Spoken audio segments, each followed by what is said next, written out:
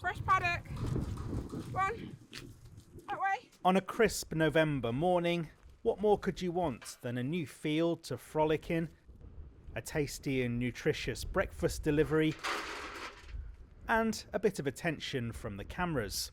These alpacas on Emma's farm are happy and healthy, but these are the replacements for an entire herd that was wiped out by bovine tuberculosis. It's just heartbreaking. Having to not only lose the animals is heartbreaking, but then having to be the one making the decision to let them go is quite traumatic.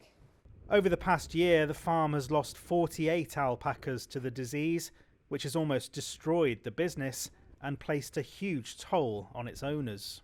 The emotional strain. This is the 4th time we've been on restrictions, but this is just the worst time. Having lost 48 animals is just horrific.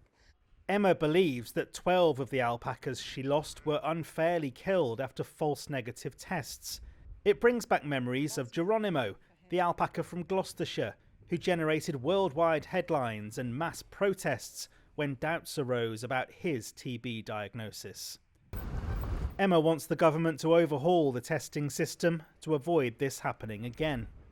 They do the testing, the blood test and the lump test, and if you get results off those, then it's an automatic cull, and then it's turned out they're all healthy animals. Some of those were pregnant females that were due within weeks of them being taken. To lose that many to false testing is just devastating when you know that they were healthy animals and there was nothing wrong with them.